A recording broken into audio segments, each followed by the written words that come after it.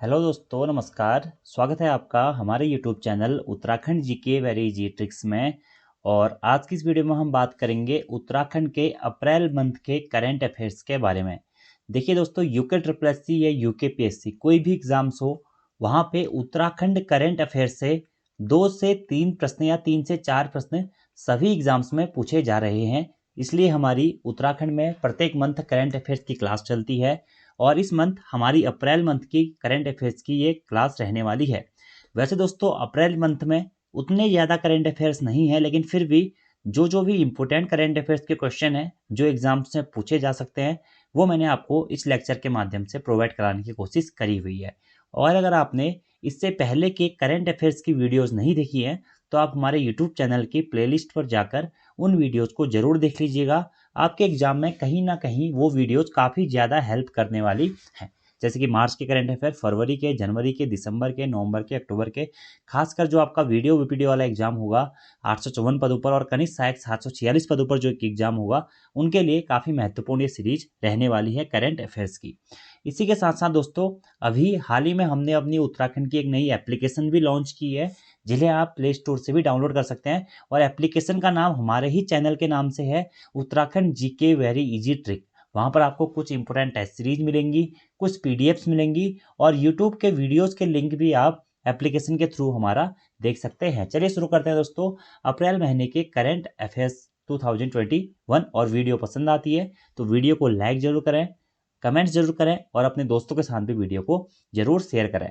आज का हमारा पहला क्वेश्चन है कि देश का पहला पैक एंड फ्लॉग स्कूल कहाँ खोला जा रहा है। तो देश का पहला pack and flog school Malsi Dehradun में खोला जा रहा है। ठीक है, मालसी इंटर कॉलेज जो देहरादून जनपद में स्थित है, उसी के तहत दोस्तों स्काउट गाइड यानी कि खेल खेल में शिक्षा पाएं के तहत पैक एंड फ्लॉग स्कूल खोला जा रहा है। और यह जो स्कूल है वह स्काउट गाइड योजना के तहत संचालित होगा। तो अच्छा प्रश्न है कि देश का पहला पैक एंड फ्लॉग स्कूल कहाँ खोला जा रहा है। तो मालसी देहरादून में खोला जा रहा है। अभी इसकी पहली शाखा यहाँ पर खोली जा रही है, उसके बाद अन्य स्थानों पर भी इसकी शाखाएं खोली जाएंगी। अगला हमारा दूसरा क्वेश्चन है, ये भी काफी अच्छा और काफी महत्वपूर्ण क्वेश्चन है कि उत्तराखंड के किस व्यक्ति को हाल ही में केदार सिंह रावत पर्यावरण पुरस्कार से सम्मानित किया गया है। तो उत्तराखंड के प्रसिद्ध लोक गायक नरेंद्र सिंह नेगी जी को हाल ही में केदार सिंह रावत पर्यावरण पुरस्कार से सम्मानित किया गया है। और उत्तराखंड के वर्तमान मुख्यमंत्री तीरथ सिंह रावत जी द्वारा नरेंद्र सिंह नेगी जी को केदार सिंह रावत पर्यावरण पुरस्कार से सम्मानित किया गया है। अब नरेंद्र सिंह नेगी जी लोक गायक है। आपको पता ही है कि उत्तराखंड राज्य का जो हमारा लोकगीत है, उत्तराखंड देवभूमि मातृभूमि सत सत वंदन अभिनंदन, वह भी नरेंद्र सिंह नेगी जी के द्वारा गाया गया है। लिखा है हेमंत बिष्ट ने और नरेंद्र सिंह नेगी जी का साथ उसमें अनुराधा निराला जी ने दिया है। अब ये लोक गायक होते हुए इन्हें पर्यावरण पुरस्कार मिला। क्यों दोस्तों? क्योंकि इन्होंने अपनी गायकी के दम पे पर्यावरण संरक्षण से संबंधित भी महत्वपूर्ण गीत गाए हैं। इस कारण इन्हें केदार सिंह रावत पर्यावरण पुरस्कार से सम्मानित किया गया है। बहुत अच्छा और महत्वपूर्ण क्वेश्चन है। अगला प्रश्न है, Saraswati Bai Dada Saheb Phalke international iconic women award से किसे सम्मानित किया गया है। या दोस्तों, ये प्रश्न आपको काफी महत्वपूर्ण है। डायरेक्टली आपसे एग्जाम में इस प्रकार से प्रश्न भी पूछा जा सकता है कि हाल ही में किसे इंटरनेशनल आइकॉनिक वुमेन अवार्ड से सम्मानित किया गया है। तो ये है दोस्तों हमारी डॉक्टर प्रीति रानी जी, जो कि कोटद्वार से संबंधित हैं और शिक्षा एवं सामाजिक क्षेत्र में किए जा रहे उत्कृष्ट कार्यों हेतु इन्हें इंटरनेशनल आइकॉनिक वुमेन अवार्ड से सम्मानित किया गया है। बहुत महत्वपूर्ण ये प्रश्न है। तो कौन है? डॉक्टर प्रीति रानी। संबंध इनका कोटद्वार से है और शिक्षा एवं सामाजिक क्षेत्र में किए गए उत्कृष्ट कार्यों हेतु इन्हें Saraswati Bai Dada Saheb Phalke international iconic women award से सम्मानित किया गया है। ये क्वेश्चन दोस्तों काफी इंपोर्टेंट है और एग्जाम में भी आपसे पूछा जा सकता है। आगे बात करते हैं। अगला हमारा क्वेश्चन है कि हाल ही में बची सिंह रावत, जिन्हें बचदा नाम से भी जाना जाता है, का निधन हुआ है। वह किस क्षेत्र से संबंधित थे? तो ये दोस्तों कौन थे? राजनीतिज्ञ थे। ठीक है, बीजेपी के पूर्व केंद्रीय मंत्री भी रह चुके हैं और उत्तराखंड के भाजपा के अध्यक्ष भी रह चुके थे। कौन? बची सिंह रावत जी। ठीक है, तो इनके बारे में सबसे पहले आपको याद रखना है कि बची सिंह रावत का संबंध किससे था। ये राजनीतिज्ञ थे, यानी कि पॉलिटिकल पार्टी से इनका संबंध था और इनका उपनाम क्या था? बचदा। तो बचदा किसका उपनाम था, प्रश्न आपसे पूछा जाता है। बची सिंह रावत जी का यह पूर्व नाम मतलब उपनाम था, ठीक है। और बची सिंह रावत जी जिनका हाल ही में निधन हुआ है, इनका जन्म दोस्तों 1 अगस्त 1949 को अल्मोड़ा में हुआ था और इनकी मृत्यु अभी हाल ही में 18 अप्रैल 2021 को ऋषिकेश में हुई है। और बीजेपी के मंत्री थे कौन, बची सिंह रावत जी। और यह उत्तर प्रदेश से 2 बार विधायक रहे थे, लेकिन उत्तराखंड से इन्होंने कभी भी विधानसभा चुनाव नहीं लड़ा। और उत्तराखंड से एक ही सीट पर लगातार 4 बार सांसद बनने का रिकॉर्ड भी बचदा के नाम पर ही है। और किस सीट से इन्होंने लगातार 4 बार सांसद का अवार्ड जीता था, तो अल्मोड़ा सीट से इन्होंने लगातार 4 बार सांसद का अवार्ड जीता था। और अल्मोड़ा की सीट दोस्तों वर्तमान में आपको पता ही है कि यहाँ पर जो लोकसभा की सीट है वह आरक्षित है, लेकिन आरक्षित होने से पहले यहाँ पर लगातार 4 बार सांसद चुने गए थे कौन, बची सिंह रावत बचदा जी। तो इतने पॉइंट आपको इनसे याद रखने हैं कि बची सिंह रावत जी का संबंध राजनीतिज्ञ पॉलिटिकल लीडर थे, उत्तराखंड से इनका संबंध है। इनका जन्म अल्मोड़ा में हुआ था 1 अगस्त 1949 को और अल्मोड़ा से ही इन्होंने 4 बार सांसद बनने का रिकॉर्ड भी बनाया था। उत्तर प्रदेश से 2 बार विधायक भी रहे थे और उत्तराखंड से इन्होंने कभी भी विधानसभा चुनाव नहीं लड़ा था, बीजेपी के मंत्री थे। इतने पॉइंट काफी इंपोर्टेंट है। बची सिंह रावत जी जिन्हें बचदा या बचीदा भी कहा जाता है, बचीदा। तो उपनाम आपको जरूर याद रखना है, बचदा या बचीदा किसका उपनाम है, ऐसी प्रकार से प्रश्न पूछा जा सकता है। तो बची सिंह रावत जी का उपनाम है। बाकी भी दोस्तों कई सारे पॉइंट है इनके बारे में, लेकिन इतने पॉइंट आपको जरूर याद रखने हैं जो कि एग्जाम में पूछे जा सकते हैं। अगला हमारा क्वेश्चन है कि नाबार्ड द्वारा उत्तराखंड राज्य को वित्तीय वर्ष 2020-21 में कितने करोड़ की वित्तीय सहायता प्रदान की गई है, ठीक है। ये नाबार्ड द्वारा होगा, ठीक है। नाबार्ड द्वारा उत्तराखंड राज्य को जो हमारा फाइनेंशियल ईयर 2020-21 है में कितने करोड़ की वित्तीय सहायता प्रदान की गई है, तो 2554.53 करोड़ की वित्तीय सहायता नाबार्ड के द्वारा उत्तराखंड राज्य को वित्तीय वर्ष 2020-21 हेतु प्रदान की गई है। आप नाबार्ड के बारे में जान लेते हैं दोस्तों। और नाबार्ड बहुत इंपॉर्टेंट है क्योंकि कई बार यूके और यूकेपीएससी ने नाबार्ड से प्रश्न पूछा है। सबसे पहला क्वेश्चन बनता है कि नाबार्ड की फुल फॉर्म क्या है, तो national bank of agriculture and rural development, ये नाबार्ड की फुल फॉर्म है, लिखी हुई भी है, national bank of agriculture and rural development. NABARD की स्थापना कब हुई थी, तो 12 जुलाई 1982 को नाबार्ड की स्थापना हुई थी। कब, 12 जुलाई 1982 को। और नाबार्ड का हेडक्वार्टर कहाँ है, ये मुंबई में इसका हेडक्वार्टर है। और नाबार्ड के द्वारा वित्तीय वर्ष 2020-21 में उत्तराखंड राज्य को 2554.53 करोड़ की वित्तीय सहायता प्रदान की गई है। अच्छा प्रश्न है।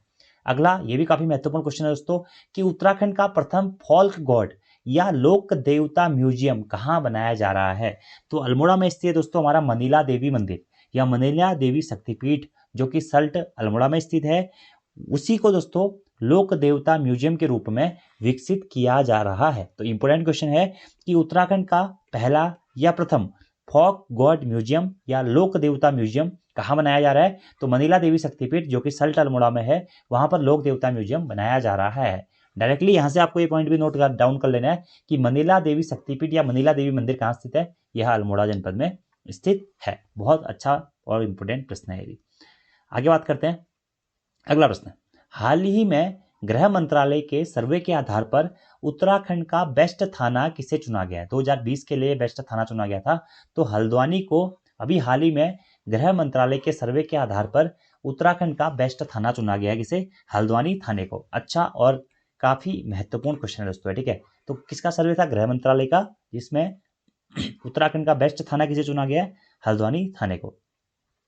अगला प्रश्न, body building association of Uttarakhand द्वारा आयोजित प्रतियोगिता में मिस्टर उत्तराखंड का अवार्ड किसने जीता है, तो body building association of Uttarakhand द्वारा आयोजित प्रतियोगिता में मिस्टर उत्तराखंड का अवार्ड इंदर कुमार जी ने जीता है। तो ये भी एक बॉडी बिल्डर है और इसी के तहत दोस्तों जो ये प्रतियोगिता हुई थी, इसमें मिस्टर मसल्स का खिताब किसने जीता है, वह फैजान खान ने जीता है, ठीक है। उतना महत्वपूर्ण प्रश्न नहीं है, लेकिन फिर भी नोट डाउन कर लीजिएगा कि मिस्टर उत्तराखंड का award body building association of Uttarakhand द्वारा आयोजित प्रतियोगिता में किसने जीता है, इंदर कुमार जी ने जीता है। अगला क्वेश्चन, ये क्वेश्चन दोस्तों हमारा काफी महत्वपूर्ण है क्योंकि यहां से अभी हाल ही में लेक्चरर के एग्जाम पेपर में प्रश्न पूछा गया है। लेक्चर के एग्जाम पेपर में डायरेक्टली यह प्रश्न पूछा गया था कि विक्टोरिया क्रॉस प्राप्तकर्ता या विक्टोरिया क्रॉस विजेता गबर सिंह नेगी जी की मृत्यु किस युद्ध के दौरान हुई थी, तो न्यू सैपल के युद्ध के दौरान इनकी मृत्यु हुई थी। और अभी हाल ही में दोस्तों विक्टोरिया क्रॉस प्राप्तकर्ता गबर सिंह नेगी की कौन सी जयंती मनाई गई है? तो इनकी अभी हाल ही में 108वीं जयंती मनाई गई है। देखिए दोस्तों, गबर सिंह नेगी ये काफी महत्वपूर्ण कॉन्सेप्ट है उत्तराखंड की दृष्टि से। देखिए, उत्तराखंड में प्रथम विक्टोरिया क्रॉस प्राप्तकर्ता या प्रथम विक्टोरिया क्रॉस विजेता कौन थे? वह थे दरबान सिंह नेगी जी, जिन्हें 1914 में विक्टोरिया क्रॉस पुरस्कार से सम्मानित किया गया था। लेकिन यहीं पर दूसरा प्रश्न आता है कि उत्तराखंड के दूसरे व्यक्ति कौन थे जिन्हें विक्टोरिया क्रॉस विजेता से सम्मानित किया गया था? तो थे गबर सिंह नेगी जी।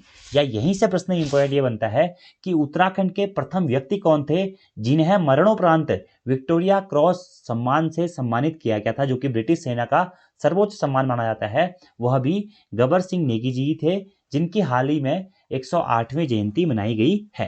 अब गबर सिंह नेगी जी के बारे में थोड़ा सा जान लेते हैं। यह गढ़वाल राइफल्स की कौन सी टुकड़ी के सदस्य थे? तो ये गढ़वाल राइफल्स की 2/39वीं टुकड़ी के सदस्य थे। वीर गबर सिंह नेगी जी का जन्म 21 अप्रैल 1895 को टिहरी गढ़वाल ब्लॉक के चंबा के मज्योड़ नामक गांव में हुआ था। और अभी हाल ही में 21 अप्रैल को इनकी 108वीं जयंती मनाई गई है। तो जन्म आपको इनका जरूर याद रखना है, 21 अप्रैल 1895 चंबा के मज्योड़ नामक गांव में, जो कि टिहरी गढ़वाल जनपद में पड़ता है। और अगर आपसे प्रश्न पूछा जाता है कि उत्तराखंड में वीर गबर सिंह मेले का आयोजन कहाँ किया जाता है? तो चंबा में ही दोस्तों प्रत्येक वर्ष 21 अप्रैल को वीर गबर सिंह मेले का आयोजन या वीर गबर सिंह महोत्सव का आयोजन किया जाता है। और यह प्रश्न भी यूके SSC के द्वारा पहले पूछा जा चुका है। गबर सिंह नेगी जी को नेगी 10 मार्च 1915 में फ्रांस से न्यू सेपल या न्यू सेपल, अब ये दोस्तों ये थोड़ा दोनों नाम सेम से लगते हैं। तो जो न्यू सेपल का युद्ध था, इसे कभी कभी नेव चापेल युद्ध के नाम से भी जानते हैं। इस युद्ध में 10 मार्च 1915 को इनकी मृत्यु हो गई थी। इसी के बाद 1915 में इन्हें मरणोपरांत विक्टोरिया क्रॉस सम्मान से सम्मानित किया गया था। और यही प्रश्न लेक्चरर में पूछा गया था कि किस युद्ध में इनकी मृत्यु हुई थी?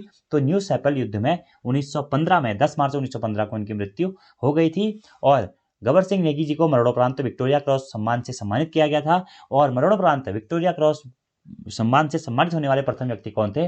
वह गबर सिंह नेगी जी थे। और प्रत्येक वर्ष चंबा में 21 अप्रैल को वीर गबर सिंह मेले का आयोजन भी किया जाता है। ये सारे फैक्ट्स आपको वीर गबर सिंह नेगी जी से बहुत महत्वपूर्ण याद करने हैं, क्योंकि काफी बार पहले भी इनसे प्रश्न एग्जाम में पूछे गए हैं। आगे बात करते हैं। अगला प्रश्न है दोस्तों हमारा कि उत्तराखंड में ट्रैकिंग, पैराग्लाइडिंग, स्कीइंग आदि खेलों में युवाओं को प्रशिक्षण देने हेतु water sports and adventure institute कहाँ खोला गया है? या फिर वो साहसिक खेल अकादमी कहाँ खोली गई है? तो टिहरी गढ़वाल के कोटी कॉलोनी गांव में ट्रैकिंग, पैराग्लाइडिंग, स्कीइंग आदि खेलों में युवाओं को प्रशिक्षण देने हेतु water sports and adventure institute खोला गया है। कहाँ पे? टिहरी गढ़वाल के कोटी कॉलोनी में, जिसे साहसिक खेल अकादमी के नाम से भी जाना जाता है। और आपको बताइए होगा कि टिहरी डैम को यही साहसिक खेल अकादमी के रूप में भी विकसित किया जा रहा है। अगला प्रश्न कि त्रिस्तरीय पंचायतों में उत्कृष्ट कार्य के लिए उत्तराखंड की किस जिला पंचायत को पंडित दीनदयाल उपाध्याय पंचायत सशक्तिकरण पुरस्कार से पुरस्कृत किया गया है? और यह प्रश्न दोस्तों मोस्ट इंपोर्टेंट है, काफी महत्वपूर्ण है कि उत्तराखंड की किस जिला पंचायत को पंडित दीनदयाल उपाध्याय पंचायत सशक्तिकरण पुरस्कार से सम्मानित किया गया है? तो है दोस्तों हमारी कौन सी? पिथौरागढ़ जिला पंचायत, जिन्हें उत्कृष्ट कार्य करने के लिए पंडित दीनदयाल उपाध्याय पंचायत सशक्तिकरण पुरस्कार से पुरस्कृत किया गया। किस जिला पंचायत को दोस्तों?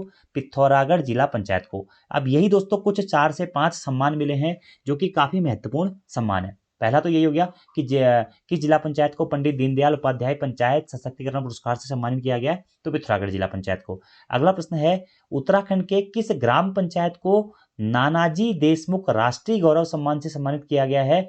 तो दियादी ग्राम पंचायत, जो कि उत्तरकाशी की एक ग्राम पंचायत है, इसे नानाजी देशमुख राष्ट्रीय गौरव सम्मान से पुरस्कृत किया गया है। तो उत्तराखंड की किस ग्राम पंचायत को नानाजी देशमुख राष्ट्रीय गौरव सम्मान से पुरस्कृत किया गया? तो दियादी ग्राम पंचायत, जो कि उत्तरकाशी में स्थित है।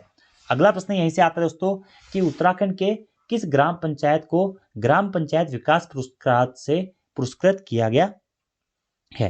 तो ग्राम पंचायत विकास पुरस्कार से उत्तराखंड की अटक फार्म ग्राम पंचायत को सम्मानित या पुरस्कृत किया गया है। और ये अटक फार्म ग्राम पंचायत कहाँ स्थित है? सहसपुर देहरादून की ये ग्राम पंचायत है, जिसे ग्राम पंचायत विकास पुरस्कार से सम्मानित किया गया है। तो ये तीनों फैक्ट दोस्तों आपको याद रखने हैं कि पंडित दीनदयाल उपाध्याय पंचायत सशक्तिकरण पुरस्कार पिथौरागढ़ जिला पंचायत को मिला है। नानाजी देशमुख राष्ट्रीय गौरव सम्मान से दियादी ग्राम पंचायत उत्तरकाशी को सम्मानित किया गया है। और ग्राम पंचायत विकास पुरस्कार से उत्तराखंड की अटक फार्म ग्राम पंचायत को सम्मानित किया गया है, जो कि सहसपुर देहरादून की एक ग्राम पंचायत है। इसी के साथ दोस्तों एक और क्वेश्चन यहाँ पे है कि उत्तराखंड के किस ग्राम पंचायत को बाल मित्र ग्राम पंचायत पुरस्कार से सम्मानित किया गया है? ठीक है, तो यहीं से आप लिख लीजिएगा बाल मित्र ग्राम पंचायत पुरस्कार से बादामवाला ग्राम पंचायत, जो कि विकासनगर देहरादून की ग्राम पंचायत है, उसे सम्मानित किया गया है। अगले पेज में हमारा एक क्वेश्चन भी होगा कि उत्तराखंड के किस ग्राम पंचायत को बाल मित्र ग्राम पंचायत पुरस्कार से पुरस्कृत किया गया है? तो बादामवाला ग्राम पंचायत को, जो कि विकासनगर देहरादून की ग्राम पंचायत है, इसे बाल मित्र ग्राम पंचायत पुरस्कार से सम्मानित किया गया है। तो ये चारों जो पुरस्कार हैं ये आपको दोस्तों जरूर याद रखने हैं। पहला कि नानाजी देशमुख राष्ट्रीय गौरव पुरस्कार जो दियादी ग्राम पंचायत उत्तरकाशी को दिया गया है। दूसरा है पंडित दीनदयाल उपाध्याय पंचायत सशक्तिकरण पुरस्कार, जो कि हमारा पिथौरागढ़ जिला पंचायत को दिया गया है। ग्राम पंचायत विकास पुरस्कार अटक फार्म ग्राम पंचायत देहरादून को दिया गया है। और बाल मित्र पंचायत पुरस्कार से बादामवाला ग्राम पंचायत देहरादून को सम्मानित किया गया है। सभी फैक्ट से काफी महत्वपूर्ण है। अगला क्वेश्चन, हाल ही में किस विश्वविद्यालय में अत्याधुनिक वर्चुअल लैब का शुभारंभ किया गया है? तो अत्याधुनिक वर्चुअल लैब का शुभारंभ अभी गोविंद बल्लभ पंत कृषि एवं प्रौद्योगिकी विश्वविद्यालय पंतनगर में अत्याधुनिक वर्चुअल लैब का शुभारंभ किया गया। किसे? जीबी पंत, जो हमारा एग्रीकल्चर एवं प्रौद्योगिकी विश्वविद्यालय है पंतनगर में जो स्थित है, वहां पर अत्याधुनिक वर्चुअल लैब का शुभारंभ किया गया है। अगला क्वेश्चन दोस्तों ये भी काफी इंपोर्टेंट क्वेश्चन है। हालांकि ये इंडियन करंट अफेयर्स का है, लेकिन एग्जाम में जरूर पूछा जाता है कि देश के 48वें सीजेआई यानी कि चीफ जस्टिस ऑफ इंडिया यानी कि भारत का सुप्रीम कोर्ट के मुख्य न्यायाधीश किसे नियुक्त किया गया है? वो किया गया है जस्टिस NV रमणा जी को। और ये VVIMP क्वेश्चन है दोस्तों कि भारत के या देश के 48वें चीफ जस्टिस ऑफ इंडिया कौन बने हैं? ये बने जस्टिस NV रमणा जी। इन्होंने किनका स्थान लिया है? न्यायमूर्ति SA बोबडे जी का इन्होंने स्थान लिया है, जो कि इससे पहले भारत के 47वें CJI यानी कि चीफ जस्टिस ऑफ इंडिया थे। तो वर्तमान में कौन है पूछा जाएगा चीफ जस्टिस ऑफ इंडिया? तो वह जस्टिस NV रमणा जी, जिन्होंने SA बोबडे जी का स्थान लिया है। अगला क्वेश्चन ये भी काफी महत्वपूर्ण क्वेश्चन है कि देश के नए मुख्य चुनाव आयुक्त कौन बनाए गए हैं? तो भारत देश के हमारे नए मुख्य चुनाव आयुक्त सुशील चंद्रा जी को बनाया गया है, जिन्होंने सुनील अरोड़ा जी का स्थान लिया है। तो देश के नए मुख्य चुनाव आयुक्त कौन बने? सुशील चंद्रा जी। और देश के नए चीफ जस्टिस ऑफ इंडिया कौन बने? जस्टिस NV रमणा जी बने हैं। ये दोनों क्वेश्चन आपको याद रहने चाहिए। अगला क्वेश्चन है, उत्तराखंड के किस शहर में भूमिगत विद्युत लाइनों से जोड़ा गया है? किस शहर को भूमिगत विद्युत लाइनों से जोड़ा गया है या किस शहर को अंडरग्राउंड इलेक्ट्रिसिटी लाइनों से जोड़ा गया है? तो हरिद्वार शहर को दोस्तों अभी हाल ही में अंडरग्राउंड इलेक्ट्रिसिटी लाइनों से जोड़ा गया है। क्यों?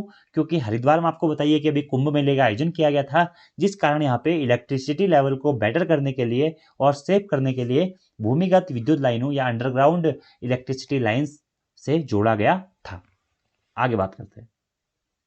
अगला हमारा क्वेश्चन है कि इंद्रावती नदी किसकी सहायक नदी है जिसके उद्धार हेतु भगीरथ प्रयास शुरू किया गया है?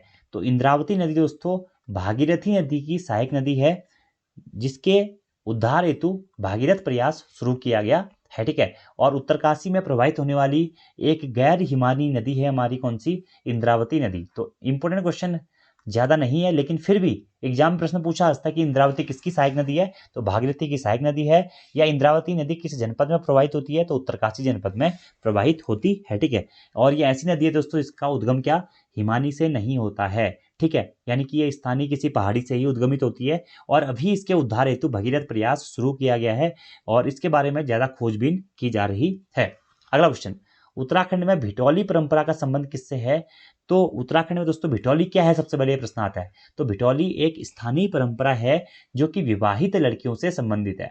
आपने देखा होगा कि कुमाऊं के अत्यधिक क्षेत्रों में जैसे ही चैत्र माह शुरू होता है तो जो भी हमारी विवाहित लड़कियां होती हैं या विवाहित औरतें होती हैं, तो उनके मायके से उनके पिता द्वारा या उनके भाई द्वारा उन्हें भिठौली के रूप में खजूरे बना के भेजे जाते हैं या कुछ दक्षिणा दी जाती है, नई साड़ी दी जाती है और उनसे मिलने जाया जाता है। तो उत्तराखंड में भिठौली परंपरा का संबंध किससे है? तो ये विवाहित महिलाओं से या विवाहित लड़कियों से है। और जो ये भिठौली परंपरा है या त्यौहार है, यह किस मास में आयोजित होता है? तो चैत्र मास में यह आयोजित होता है। और मुख्यतः इस पर्वों में होता क्या है या भिठौली परंपरा में होता क्या है कि जो भी विवाहित महिलाएं होती हैं उनके पिताजी या भाई के द्वारा उन्हें भिठौली दी जाती है, यानी कि भिठौली के रूप में आप कह सकते हैं कि उन्हें नई साड़ी या कोई भी पकवान बना के उनके घर जाया जाता है, उनसे मिला जाता है या फिर उनको कुछ धन दक्षिणा दी जाती है, यही सब कुछ। ठीक है, अच्छा प्रश्न है। अगला क्वेश्चन कि राज्य शतरंज प्रतियोगिता में उत्तराखंड शतरंज चैंपियन कौन बने हैं? तो अभी हाल ही में उत्तराखंड में शतरंज प्रतियोगिता का आयोजन किया गया, जिसमें उत्तराखंड से शतरंज चैंपियन बने हैं सक्षम रौतेला जी, जिनका संबंध कहां से है? बागेश्वर जनपद से है। तो प्रश्न आपसे ये भी बन सकता है कि सक्षम रौतेला किस खेल से संबंधित है? तो ये शतरंज से संबंधित है। और अभी हाल ही में इन्होंने राज्य में आयोजित शतरंज प्रतियोगिता में उत्तराखंड शतरंज चैंपियन यह बने हैं। संबंध इनका बागेश्वर जनपद से है। अगला क्वेश्चन, लेफ्टिनेंट जनरल योगेंद्र सेना के सेंट्रल कमांड में सेनाध्यक्ष नियुक्त किए गए हैं, वे उत्तराखंड के किस जनपद से संबंधित हैं? तो ये उत्तराखंड के चमोली जनपद से संबंधित हैं। कौन? लेफ्टिनेंट जनरल योगेंद्र, जो कि अभी हाल ही में सेना के सेंट्रल कमांड में सेनाध्यक्ष नियुक्त किए गए हैं। अगला और काफी महत्वपूर्ण क्वेश्चन दोस्तों कि किस राज्य सरकार ने हाल ही में मुख्यमंत्री महालक्ष्मी किट योजना शुरू की है? तो उत्तराखंड सरकार के द्वारा अभी हाल ही में मुख्यमंत्री महालक्ष्मी किट योजना शुरू की गई है और महिला सशक्तिकरण व बाल विकास राज्य मंत्री रेखा आर्या द्वारा मुख्यमंत्री महालक्ष्मी किट योजना का शुभारंभ किया गया है। तो बहुत महत्वपूर्ण प्रश्न है। इसके तहत दोस्तों जो भी महिलाएं हैं उनकी जब भी बच्चे होंगे या लड़कियां होंगी तो उन्हें किट प्रदान की जाएगी और इस योजना का शुभारंभ उत्तराखंड सरकार के द्वारा किया गया। तो मुख्यमंत्री महालक्ष्मी किट योजना उत्तराखंड गवर्नमेंट ने शुरू करी है और किसके द्वारा शुरू की गई? जो हमारी महिला सशक्तिकरण एवं बाल विकास राज्य मंत्री स्वतंत्र प्रभार की हैं रेखा आर्या जी के द्वारा इसे शुरू किया गया है, जिसके तहत जो भी हमारी प्रेगनेंसी जब भी होती है तो जब भी किसी कन्या का जन्म होगा या लड़की का जन्म होगा तो उस टाइम पे उन्हें स्पेशली किट प्रोवाइड की जाएगी, पहले बच्चे पर भी और दूसरे बच्चे पर भी। ठीक है, इसी प्रकार की ये योजना है। अगला प्रश्न है, हाल ही में एरीज के पूर्व निदेशक डॉक्टर अनिल पांडे जी का निधन हो गया है, उनका संबंध किस क्षेत्र से था? तो एरीज जैसे हम सभी लोग आर्यभट्ट प्रेक्षण विज्ञान शोध संस्थान नाम से जानते हैं या आर्यभट्ट प्रक्षेपण विज्ञान शोध संस्थान, जो कि कहाँ स्थित है? नैनीताल जनपद में यह स्थित है। तो इसके पूर्व निदेशक थे कौन? अनिल पांडे जी। तो इनका संबंध किस क्षेत्र से था? तो इनका संबंध दोस्तों यह खगोल शास्त्री वैज्ञानिक थे। तो वैज्ञानिक तो थे, किस क्षेत्र से इनका संबंध था? तो खगोल शास्त्र से इनका संबंध था। प्रश्न बन सकता है कि अनिल पांडे जी का संबंध किससे था? तो एक खगोल शास्त्री वैज्ञानिक थे जिनका हाल ही में निधन हो गया है और ये एरीज के पूर्व निदेशक भी थे। अब एरीज के बारे में थोड़ा सा जान लेते हैं। आर्यभट्ट प्रक्षेपण विज्ञान शोध संस्थान एरीज का फुल फॉर्म है, जो कि तारा और भौतिकी शोध संस्थान के नाम से जाना जाता है। एरीज का गठन 1954 में राजकीय वेधशाला के रूप में वाराणसी में हुआ था। कब? 1954 में। लेकिन इसके बाद 1955 में इसका जो कार्यालय है वह वाराणसी से स्थानांतरित कर नैनीताल स्थित शेर का डांडा पहाड़ी पर स्थानांतरित कर दिया गया था। फिर 1961 में इसे शेर का डांडा पहाड़ी से मनेरा पीक नैनीताल पर स्थानांतरित किया गया है और वर्तमान में भी जो हमारा आर्यभट्ट प्रक्षेपण विज्ञान शोध संस्थान है यह मनेरा पीक पहाड़ी पर ही स्थित है। और 2004 में एरीज को एक स्वायत्त शासी संस्था भी बना दिया गया है। अगले प्रश्न की बात करते हैं कि त्रिहरी जल शक्ति संग्रहालय का निर्माण कहाँ किया गया है? तो टिहरी बांध का जो व्यू पॉइंट है टिहरी गढ़वाल जनपद में, वहां पर त्रिहरी जल शक्ति संग्रहालय का निर्माण किया गया है और टीएचडीसी के द्वारा इस त्रिहरी जल शक्ति संग्रहालय का निर्माण किया गया है। अगला प्रश्न दोस्तों इंपोर्टेंट है ये भी कि राष्ट्रीय मानवाधिकार आयोग के कार्यकारी अध्यक्ष कौन नियुक्त किए गए हैं? तो उत्तराखंड के पिथौरागढ़ जनपद से संबंधित प्रफुल्ल चंद्र पंत पीसी पंत जी को राष्ट्रीय मानवाधिकार आयोग के कार्यकारी अध्यक्ष के रूप में नियुक्त किया गया। किसे? पीसी पंत जी को, प्रफुल्ल चंद्र पंत जी को। अगला क्वेश्चन, उत्तराखंड सरकार द्वारा गर्भवती महिलाओं को ध्यान में रखते हुए कौन सी योजना शुरू की गई है? तो उत्तराखंड सरकार द्वारा गर्भवती महिलाओं को ध्यान में रखते हुए उत्तराखंड सौभाग्यवती योजना शुरू की गई है। तो अच्छा प्रश्न है कि उत्तराखंड सरकार द्वारा गर्भवती महिलाओं को ध्यान में रखते हुए कौन सी योजना शुरू की गई है?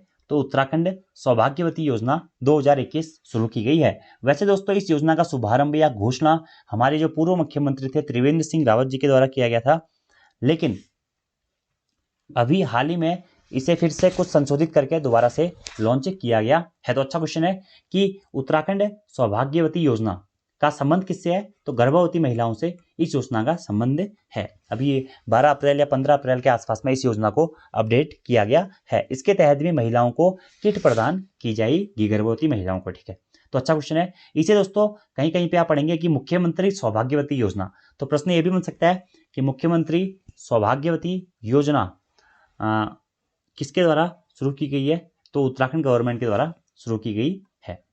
आगे बात करते हैं। अगला हमारा क्वेश्चन है, भारत सरकार द्वारा उत्तराखंड में उत्पादित किस जैविक कृषि पदार्थ का अंतर्राष्ट्रीय स्तर पर निर्यात शुरू किया गया है।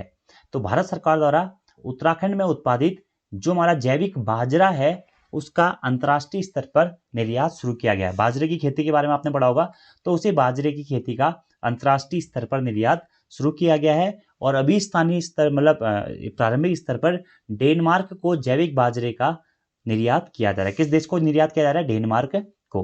अगला क्वेश्चन, डॉक्टर जीवन मेहता का संबंध किस क्षेत्र से है जिनका हाल ही में निधन हुआ है। तो डॉक्टर जीवन मेहता का संबंध दोस्तों यह एक प्रसिद्ध पर्यावरणविद थे। अगला क्वेश्चन, वचनी देवी जिनका हाल ही में निधन हुआ है का संबंध किस क्षेत्र से था। तो वचनी देवी दोस्तों जिन्हें हेवल घाटी के विभिन्न पर्यावरण संबंधी आंदोलन और शराब विरोधी आंदोलनों की अलग जगाने हेतु जाना जाता है, तो इनका संबंध किस क्षेत्र से था, तो पर्यावरणविद से इनका पर्यावरणविद के रूप में इन्हें जाना जाता है। तो वचनी देवी और डॉक्टर जीवन मेहता दोनों का संबंध पर्यावरण से ही संबंधित है। और वचनी देवी मुख्यतः हेवल घाटी आंदोलन की अलग जगाने वाली महिला के रूप में भी जानी जाती हैं। ठीक है, देखिए आप पढ़ भी सकते हैं कि हेवल घाटी के विभिन्न आंदोलनों जिसमें पर्यावरण संरक्षण संबंधी आंदोलन और शराब विरोधी आंदोलन द्वारा पर्यावरण की अलग जगाने हेतु प्रसिद्ध महिला के रूप में वचनी देवी जी को जाना जाता है, जिनका अभी हाल ही में निधन हो गया है। अगला क्वेश्चन है कि पिंडर व दसौली क्षेत्र के इष्ट देवता लाटू देवता मंदिर किस जनपद में स्थित है जिसके हाल ही में कपाट खुले हैं। तो लाटू देवता मंदिर दोस्तों चमोली जनपद के देवाल ब्लॉक में स्थित है लाटू देवता मंदिर, जिसे पिंडर क्षेत्र व दसौली क्षेत्र के इष्ट देवता के रूप में भी जाना जाता है, जिसके हाल ही में कपाट भी खुले हैं। तो चमोली जनपद के देवाल ब्लॉक में स्थित है क्या, लाटू देवता मंदिर। इंपोर्टेंट क्वेश्चन है दोस्तों लाटू देवता मंदिर। और वहीं देखिए दो चीजें हैं, एक है लाटू देवता मंदिर जो कि चमोली जनपद में स्थित है, और दूसरा लटौरा मंदिर। तो लटौरा मंदिर कहाँ पे है, वो पिथौरागढ़ जनपद में स्थित है। आगे बात करते हैं। अगला हमारा क्वेश्चन है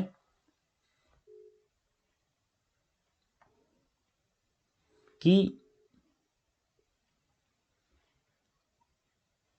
भारत का बकिंघम पैलेस किसे कहा जाता है जिसकी इमारत ने हाल ही में अपने 124 साल पूरे किए हैं।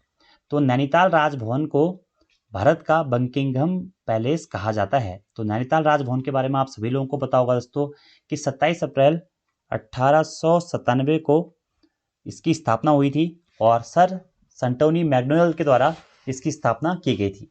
1900 में जाके इसका निर्माण कार्य पूरा हुआ था। ठीक है, तो वही यही हेडिंग दोस्तों इंपोर्टेंट है, क्योंकि यहाँ से आपके एग्जाम में प्रश्न पूछा जा सकता है कि भारत का बकिंघम पैलेस या बर्मिंघम पैलेस किसे कहा जाता है जिसकी इमारत ने हाल ही में अपने 124 साल पूरे किए गए। तो नैनीताल राजभवन को भारत का बर्मिंघम पैलेस या बकिंघम पैलेस कहा जाता है। नैनीताल राजभवन की ई प्रकार की आकृति है और नैनीताल राजभवन की स्थापना कब हुई थी, 27 अप्रैल 1897 को इसकी स्थापना हुई थी और 1900 में बनकर यह तैयार हुआ था। सर सेंटोनी मैकडोनल्ड के द्वारा इसकी स्थापना की गई थी, किसकी, नैनीताल राजभवन की। किस शैली में यह बना हुआ है, तो बर्मिंघम शैली या बर्मिंघम पैलेस की शैली पर यह बना हुआ है और कहीं कहीं पे आप इसे गौतिक शैली में निर्मित भी मानेंगे। और 1900 में यह बनकर पूरा हुआ था और इस राजभवन के वास्तुकार कौन थे, वो थे मिस्टर स्टीवेंस। कौन थे, मिस्टर स्टीवेंस थे। ई आकार का यह है और इसी के सामने गोल्फ ग्राउंड भी स्थित है, आपको याद होना चाहिए। ठीक है, यह है नैनीताल राजभवन। और दूसरा दोस्तों जो हमारा एक राजभवन है कहाँ पे, देहरादून राजभवन, जिसके बारे में अभी हाल ही में कनिष्ठ वैयक्तिक सहायक के एग्जाम पेपर में पूछा गया था कि उत्तराखंड के राजभवन को पहले किस नाम से जाना जाता था।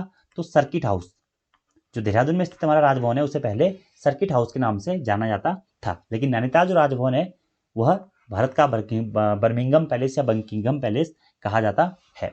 अगला क्वेश्चन है कि हाल ही में 25 अप्रैल को किनके जयंती मनाई गई है।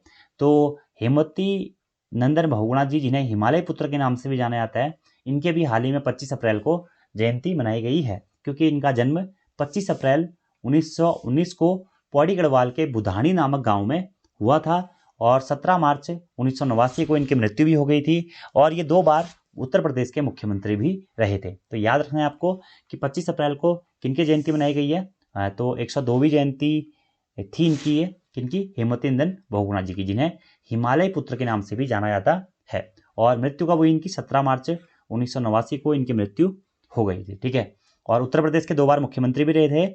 बाकी दोस्तों इनका संबंध पॉलिटिकल लीडर भी थे, स्वतंत्रता संग्राम सेनानी भी थे और अपने अंतिम समय पर उन्होंने पर्यावरणविद के रूप में भी कार्य किया था। आप देखिए दोस्तों, हिमालय पुत्र हैं हेमवती नंदन बहुगुणा और हिम पुत्र पूछा जाएगा तो वो कौन है, गोविंद बल्लभ पंत जी। ये दोनों फैक्ट्स आपको याद होने चाहिए। अगला हमारा क्वेश्चन है कि हाल ही में 24 अप्रैल को शैलेश मटियानी जी की पुण्यतिथि मनाई गई है। इनका संबंध किस क्षेत्र से था। तो शैलेश मटियानी जी के बारे में आप सभी लोगों को पता ही होगा। ये एक प्रसिद्ध साहित्यकार, कहानीकार और उपन्यासकार रह चुके हैं और हिंदी के सिलेबस में भी शैलेश मटियानी जी के बारे में काफी कुछ दिया गया है। शैलेश मटियानी जी का मूल नाम था रमेश मटियानी, लेकिन ये अपनी रचनाएं शैलेश नाम से करते थे, इस कारण शैलेश मटियानी के नाम से यह प्रसिद्ध हुए थे। शैलेश मटियानी जी का जन्म हुआ था 14 अक्टूबर 1931 को अल्मोड़ा जनपद के बाड़ेछीना नामक स्थान पर और 24 अप्रैल 2001 को इनकी मृत्यु हो गई थी। और अभी हाल ही में 24 अप्रैल को शैलेश मटियानी जी की पुण्यतिथि मनाई गई है। ये एक प्रसिद्ध साहित्यकार, कहानीकार और उपन्यासकार रह चुके हैं। इनकी जो पहली रचना थी वह रंगमहल नामक पत्रिका में बाल कहानी के रूप में छापी गई थी। उसके बाद में इन्होंने बोरीबली से बोरीबंदर उपन्यास लिखा, हौलदार, जयमाला, जय तरंग, चिट्ठी रसैन, कबूतर खाना आदि प्रमुख उपन्यास शैलेश मटियानी जी के द्वारा लिखे गए। इसके साथ ही इनके कुछ कहानी संग्रह भी थे, जैसे कि हारा हुआ, तीसरा सुख, हत्यारे, चील, महाभोज, कोहरा, प्यास और पत्थर, सूखा सागर, दो दुखों का एक सुख आदि कई इन्होंने दोस्तों इस साहित्यिक रचनाएं करी, कहानियां लिखी, उपन्यास लिखे, संस्मरण भी इनके द्वारा लिखे गए हैं। तो शैलेश मटियानी जी की जितनी भी रचनाएं हैं आप लोगों को जरूर याद रख लेनी है। खासकर जो ये बोरीबली से बोरीबंदर है और महाभोज जो इनका कहानी संग्रह है, सूखा सागर, तीसरा सुख, ये ऐसे क्वेश्चन है जो एग्जाम में काफी बार पूछे भी गए हैं। अगला हमारा क्वेश्चन है कि माछाधार चोटी किस जनपद में स्थित है, जिसका आरोहण हाल ही में युवा पर्वतारोही शिवम मिश्रा ने NIM कोर्स के अंतर्गत किया है, Nehru institute of mountaineering course के अंतर्गत किया है। तो ये माछाधार चोटी दोस्तों उत्तरकाशी जनपद में स्थित है। ये आपको जरूर याद रखना है, माछाधार चोटी किस जनपद में स्थित है, उत्तरकाशी जनपद में यह स्थित है। ठीक है, और शिवम मिश्रा का संबंध किससे है, तो ये युवा पर्वतारोही है, ऋषिकेश के मूलतः यह निवासी है और इन्होंने NIM Nehru institute of mountaineering जो कि कहाँ स्थित है, नेहरू पर्वतारोहण संस्थान उत्तरकाशी में ही स्थित है, इसी NIM कोर्स के अंतर्गत उन्होंने माछाधार चोटी का सफल आरोहण किया है। अच्छा प्रश्न है, इंपोर्टेंट भी है। अगले प्रश्न की बात करते हैं कि हाल ही में लाभांशु शर्मा को नेपाल के गांधी पीस फाउंडेशन की ओर से हॉनररी डॉक्टर की मानद उपाधि से सम्मानित किया गया है। लाभांशु शर्मा का संबंध किस क्षेत्र से है, तो लाभांशु शर्मा जी का संबंध है कुश्ती के क्षेत्र से और ये एक पहलवान खिलाड़ी हैं। ठीक है, और ऋषिकेश से मूलतः इनका संबंध है, योगनगरी ऋषिकेश से, और इन्हें हाल ही में नेपाल सरकार द्वारा हॉनरेरी डॉक्टर की मानद उपाधि से सम्मानित किया गया है। अगला हमारा क्वेश्चन है कि विश्व पर्व या मेले का आयोजन कहाँ किया जाता है, तो जौनसार बाबर देहरादून में हाल ही में विश्व पर्व की काफी धूमधाम थी, आप सभी लोगों को पता होगा। अच्छा क्वेश्चन है, एग्जाम में पहले भी पूछा गया है। अगला क्वेश्चन, हाल ही में उत्तराखंड के विधायक गोपाल सिंह रावत जी का निधन हुआ है, वह किस क्षेत्र के विधायक थे, तो गंगोत्री विधानसभा सीट से विधायक थे कौन, गोपाल सिंह रावत जी, जिनका हाल ही में निधन भी हो गया है। अगला क्वेश्चन है कि उत्तराखंड के इतिहास में प्रथम बार किन धामों के कपाट अलग अलग दिन खुलेंगे, तो गंगोत्री और यमुनोत्री धाम के कपाट इस बार दोस्तों ऐसा हो रहा है कि इतिहास में प्रथम बार अलग अलग दिन खुलने जा रहे हैं, जिसमें गंगोत्री धाम के जो कपाट हैं वह 15 मई को खुलेंगे और यमुनोत्री धाम के कपाट 14 मई को खुलेंगे। क्यों, आपको बताइए होगा कि गंगोत्री और यमुनोत्री धाम के कपाट मुख्यतः अक्षय तृतीया के दिन खुलते हैं, लेकिन इस बार अक्षय तृतीया 2 दिन हो रही है, 14 मई को और 15 मई को, इस कारण इन दोनों धामों के कपाट इस बार अलग अलग दिन खुलने वाले हैं। वहीं केदारनाथ धाम के कपाट 17 मई को और बद्रीनाथ धाम के कपाट 18 मई को खुलने वाले हैं। उतना महत्वपूर्ण क्वेश्चन नहीं है, लेकिन फिर भी आप लोग नोट डाउन कर लीजिएगा। अगला क्वेश्चन है नैनीताल में हाल ही में कौन सा पक्षी 1925 के बाद देखा गया है? तो विनेशियन रोजफिंच नामक एक पक्षी है दोस्तों, जो कि नैनीताल में 1925 के बाद इस वर्ष 2021 में देखा गया है। अगला क्वेश्चन कि वर्ष 2021 हेतु 51वां दादा साहब फाल्के पुरस्कार किसे प्रदान किया गया है या किया जाएगा? तो 51वां दादा साहब फाल्के पुरस्कार, जो कि फिल्मी क्षेत्र में सबसे बड़ा पुरस्कार माना जाता है, दादा साहब फाल्के पुरस्कार, इस बार इसे सुपरस्टार रजनीकांत को प्रदान किया जा रहा है। ठीक है, किसे? रजनीकांत को। और ये 51वां दादा साहब फाल्के पुरस्कार है। तो अप्रैल माह के दोस्तों जितने भी हमारे महत्वपूर्ण करंट अफेयर्स थे वो मैंने लगभग आपको करा दिए हैं। कुछ क्वेश्चन छूटे हुए होंगे तो हम उसे अगले महीने कंप्लीट कर लेंगे। ठीक है, अब दोस्तों यहीं पर बात कर लेते हैं कि अप्रैल माह के कुछ इंपोर्टेंट डेज के बारे में। और दोस्तों वीडियो पसंद आती है तो देखिए वीडियो को लाइक जरूर करें, कमेंट्स जरूर करना है आपको, और अपने दोस्तों के साथ में भी वीडियो को शेयर जरूर करना है। और हमारी एप्लीकेशन अगर आपने अभी तक डाउनलोड नहीं करी है तो जरूर कर लीजिएगा। हमारी एप्लीकेशन का नाम है Uttarakhand GK very easy trick. ये हमारी एप्लीकेशन का नाम है, जो कि आपको प्ले स्टोर पर भी मिल जाएगी, और चैनल का नाम भी हमारा इसी टाइप से है, या फिर आप नीचे डिस्क्रिप्शन बॉक्स में मैं लिंक डाल दूंगा, वहां से भी डाउनलोड कर सकते हैं। अब देखिए दोस्तों इंपोर्टेंट डेज ये भी आपको जरूर याद रखने हैं, क्योंकि यहाँ से भी एग्जाम में काफी बार प्रश्न पूछे जाते रहे हैं। तो 2 अप्रैल को कौन सा दिवस मनाया जाता है? विश्व आत्म केंद्रित जागरूकता दिवस और अंतर्राष्ट्रीय बाल पुस्तक दिवस 2 अप्रैल को मनाया जाता है। तो विश्व आत्म केंद्रित जागरूकता दिवस महत्वपूर्ण है, कब? 2 अप्रैल। अगला अंतर्राष्ट्रीय खदान जागरूकता दिवस 4 अप्रैल को मनाया जाता है। अगला दोस्तों 5 अप्रैल है राष्ट्रीय समुद्री दिवस, कब? 5 अप्रैल को मनाया जाता है। ठीक है, अगला है 6 अप्रैल। 6 अप्रैल को विकास और शांति के लिए अंतर्राष्ट्रीय खेल दिवस मनाया जाता है। अगला दोस्तों ये काफी महत्वपूर्ण है 7 अप्रैल। 7 अप्रैल को विश्व स्वास्थ्य दिवस मनाया जाता है। VVIMP ये क्वेश्चन है। ठीक है, अगला है क्वेश्चन CRPF वीरता दिवस कब मनाया जाता है या शौर्य दिवस? तो CRPF शौर्य दिवस 9 अप्रैल को मनाया जाता है। ये भी अच्छा और इंपोर्टेंट क्वेश्चन है। आगे बात करते हैं 10 अप्रैल को विश्व होम्योपैथी दिवस मनाया जाता है। ये भी बहुत इंपोर्टेंट है, विश्व होम्योपैथी दिवस 10 अप्रैल। अगला है 11 अप्रैल राष्ट्रीय सुरक्षित मातृत्व दिवस और राष्ट्रीय पालतू दिवस, ये 11 अप्रैल को मनाया जाता है। अगला है 12 अप्रैल मानव अंतरिक्ष उड़ान अंतर्राष्ट्रीय दिवस 12 अप्रैल को मनाया जाता है। अगला दोस्तों 13 अप्रैल, आप सभी लोगों को पता होगा जलियांवाला बाग नरसंहार दिवस 13 अप्रैल को मनाया जाता है, क्योंकि 13 अप्रैल 1919 को ही जलियांवाला बाग हत्याकांड हुआ था। और 36वां सियाचिन दिवस भी 13 अप्रैल को ही मनाया जाता है। और अगला और काफी महत्वपूर्ण दिवस दोस्तों 14 अप्रैल को अंबेडकर जयंती के रूप में मनाया जाता है, आप सभी लोगों को पता होगा। इसी के साथ विश्व चगास रोग दिवस भी कब मनाया जाता है? 14 अप्रैल को ही मनाया जाता है। ये भी अभी हाल ही में काफी लेटेस्ट चर्चाओं में है, चगास रोग दिवस। ठीक है, तो प्रश्न पूछा जा सकता है। और राष्ट्रीय अग्निशमन सेवा दिवस भी 14 अप्रैल को ही मनाया जाता है। विश्व कला दिवस 15 अप्रैल को मनाया जाता है। विश्व हीमोफीलिया दिवस या हीमोफीलिया डे ये भी दोस्तों 17 अप्रैल को मनाया जाता है, महत्वपूर्ण है। विश्व धरोहर दिवस 18 अप्रैल को मनाया जाता है। 19 अप्रैल को मनाया जाता है विश्व लीवर दिवस। ठीक है, और अगला 21 अप्रैल ये भी काफी महत्वपूर्ण है, क्योंकि 21 अप्रैल को सिविल सर्विसेज डे या सिविल सेवा दिवस के रूप में मनाया जाता है। इसी के साथ साथ 21 अप्रैल को विश्व रचनात्मकता और नवाचार दिवस और राष्ट्रीय नागरिक सेवा दिवस के रूप में भी मनाया जाता है। 22 अप्रैल काफी महत्वपूर्ण है, क्योंकि 22 अप्रैल को अर्थ डे या पृथ्वी दिवस के रूप में भी मनाया जाता है। VVIMP 22 अप्रैल एग्जाम में भी पहले पूछा जा चुका है। अगला है दोस्तों 23 अप्रैल। 23 अप्रैल को विश्व पुस्तक एवं कॉपीराइट दिवस के रूप में मनाया जाता है। ये भी काफी महत्वपूर्ण है, विश्व पुस्तक एवं कॉपीराइट दिवस। अगला 24 अप्रैल आप सभी लोगों को पता होगा राष्ट्रीय पंचायती दिवस या पंचायती राज दिवस के रूप में 24 अप्रैल को मनाया जाता है। ये भी VVIMP है, राष्ट्रीय पंचायती राज दिवस। ठीक है, अगला है 25 अप्रैल। ये भी बहुत महत्वपूर्ण है, क्योंकि 25 अप्रैल को विश्व मलेरिया दिवस के रूप में मनाया जाता है। और अगला है 26 अप्रैल। ये भी काफी महत्वपूर्ण है, क्योंकि 26 अप्रैल को विश्व बौद्धिक संपदा दिवस के रूप में मनाया जाता है। ठीक है, इसी के साथ 28 अप्रैल को दोस्तों कार्यस्थल पर सुरक्षा एवं स्वास्थ्य दिवस और विश्व पशु चिकित्सा दिवस या श्रमिक दिवस के रूप में भी मनाया जाता है। 29 अप्रैल को अंतर्राष्ट्रीय नृत्य दिवस के रूप में मनाया जाता है। और 30 अप्रैल को अंतर्राष्ट्रीय जैज दिवस के रूप में भी मनाया जाता है। और अप्रैल का जो अंतिम सप्ताह है दोस्तों, इसे विश्व टीकाकरण सप्ताह के रूप में भी मनाया जाता है। तो यहाँ पर दोस्तों हमारे अप्रैल मंथ के करंट अफेयर्स कंप्लीट होते हैं। आपको वीडियो पसंद आती है तो वीडियो को लाइक जरूर करें, वीडियो में कमेंट्स करके जरूर बताएं कि आपको वीडियो कैसी लग रही है।